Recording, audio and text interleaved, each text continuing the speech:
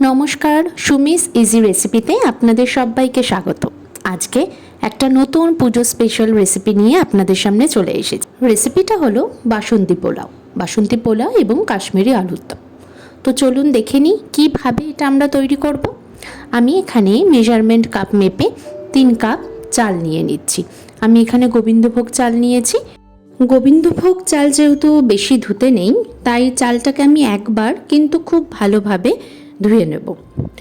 ভালোভাবে চালটা ধুয়ে নেবার পরে আমি একটা বড় থালা নিয়ে নেব এবং তাতে ঠিক এইভাবে চালটাকে বিছিয়ে দেব যাতে জলটা শুকিয়ে যায়। গোবিন্দভোগ চাল কিন্তু বেশি ধোবেন না আপনারা, কেননা গোবিন্দভোগ চাল বেশি ধুতে নেই। এইভাবে ছড়িয়ে দেওয়ার পরে বেশ কিছুক্ষণ আমি এটাকে খোলা রেখে দেবো। অন্যদিকে গ্যাসে একটা প্যান বসিয়ে নিয়ে তাকে খুব হালকা গরম করে নেব। তারপরে আমরা কিন্তু গ্যাসটা বন্ধ করে দেব এবং সেই হালকা গরম প্যানে আমি দিয়ে দেব 2 টেবিল স্পুন মতন ঘি। এই সময় কিন্তু গ্যাস বন্ধ থাকবে। 2 চামচ ঘি দিয়ে দেওয়ার পরে আমি তাতে দিয়ে দেব 1 টেবিল স্পুন আদা বাটা এবং হাফ টিস্পুন হলুদ, দিয়ে দেব হাফ টেবিল স্পুন নুন। তারপর ভালোভাবে নাড়িয়ে নেব। এই সময় গ্যাস আমার লো ফ্লেমে থাকবে। ভালোভাবে নাড়িয়ে নেবার পরে আমি মিশ্রণটা একটা পাত্রে ঢেলে নেব। তারপর যে চালটা আমরা থালার মধ্যে ছড়িয়ে দিয়েছিলাম মিশ্রণটা, সেই চালের মধ্যে ঢেলে দিয়ে ভালোভাবে মাখিয়ে নেব। খুব হালকা হাতে মিশ্রণটা চালের মধ্যে মাখিয়ে নেবার পরে আমি একটা পাত্র বসিয়ে নেব।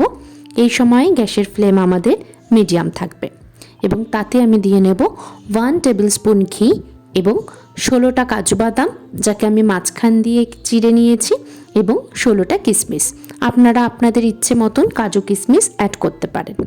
হালকা হাতে কাজু কিশমিশ নাড়াচাড়া করে আমি একটা পাত্রে তুলে রাখবো এবং যে পাত্রে আমি চালটা সিদ্ধ করব সেরকম একটা বড় পাত্র নিয়ে নেব এবং তাতে দিয়ে নেব 6 কাপ পরিমাণ জল।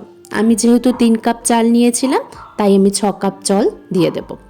1 কাপ জল আমি রেখে দেব, সেটা আমি পরে দেব।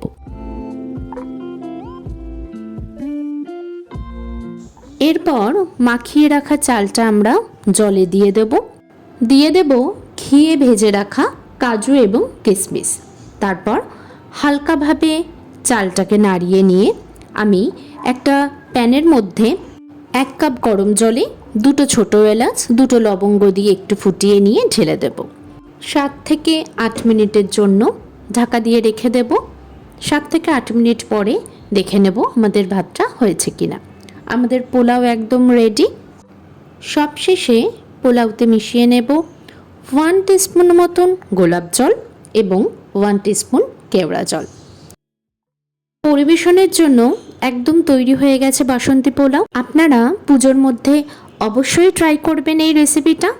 কেমন লাগলো অবশ্যই কমেন্টে জানাবেন। নমস্কার।